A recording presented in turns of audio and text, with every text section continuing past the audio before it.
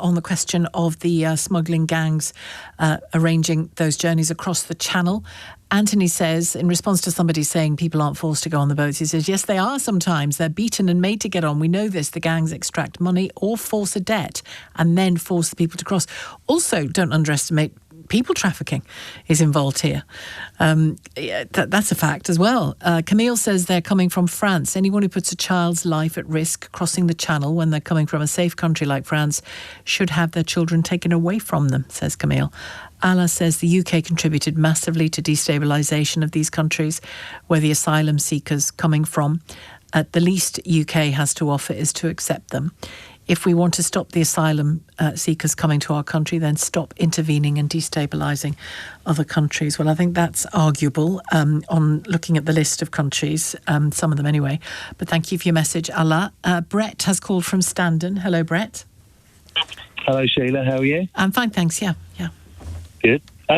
Basically, the way I look at it, how can you claim asylum when people are passing through various countries to get to the UK?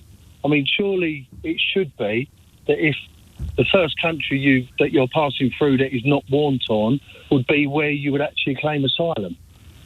That if that was the case, and we made that clear, because I know, coming from France isn't escaping from persecution. And the only way, if you take all these incentives away, and, we're at a point now where we just can't keep taking people. If the borders are shut and people actually know that anyone who does come here will get detained, won't get put on the shores. I'm afraid to tell you that there is no legal obligation to claim asylum at the first country that you get to. Neither the 1951 Refugee Convention or EU law requires that. Yeah, I appreciate that, but my point is, you're saying it should be the case to come here. Yeah, because there are incentives to come here. Until you completely, if you want to know how to stop it, you could look at Greece, what they're now talking of doing. Unfortunately, what are they doing? Coming over on the boats. Well, they're now talking about literally stopping people going on the shores, and people will be threatened with being detained or held in prison. Which I know it sounds extreme, but if someone genuinely is, an asylum seeker, where do they get the money to travel through 7-8 countries? It just doesn't, there's a lot of focus on this, but you would go to that first country, you wouldn't then be travelling, for ever how long to make you over to here. If there's no incentives here, then like literally no incentives, no one will come because there's no point.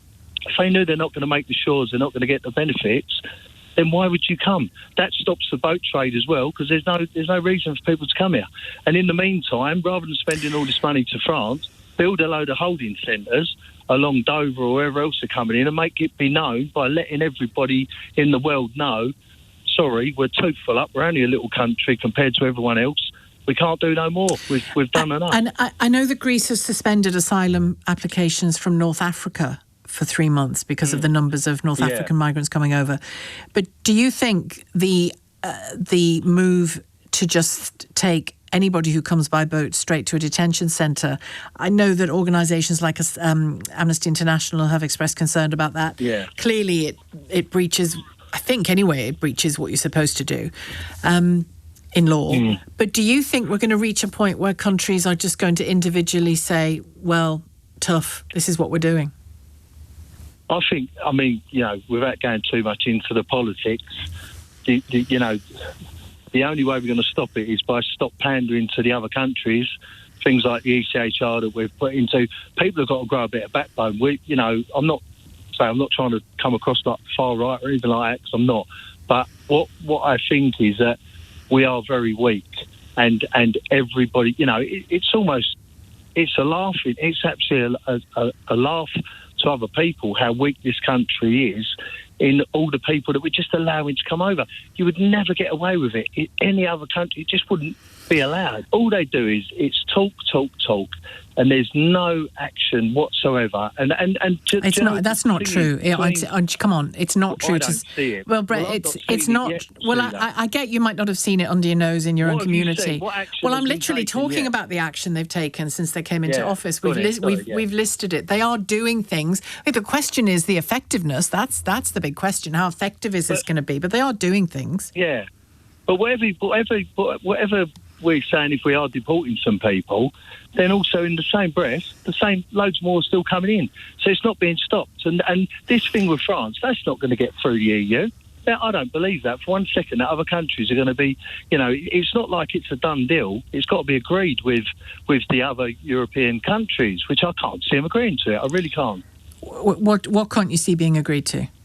Well, the EU basically, it's not that France can just accept this one in, one out.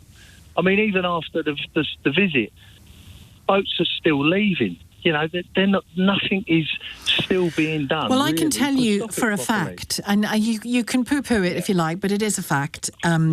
The enforced returns, so deportations, in the year ending March 2025, so just a couple of months ago, 8,500, give or take, 22% higher than the previous year, and now higher than the number of returns that were observed immediately prior to the pandemic in 2020. So Labour, the new government, are deporting more people than the Conservatives did, and they've speed. But I'm just talking about the deportations where you said you didn't believe them. Cool. They have gone up, and the asylum process is faster. Yeah, but you're right. The numbers across the channel are going up. There's no question. I mean, and it's getting more and more. It's literally. I mean, until the weather starts changing again. It's not. I mean, it's not. It shouldn't be happening. Full stop. It shouldn't be happening. But it isn't. It isn't. Millions of people.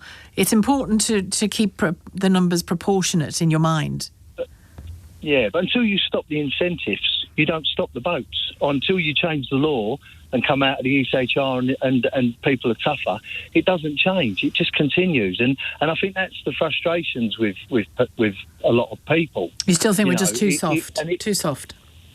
Massively too soft. All right. Thanks, Brett. I have to leave it there.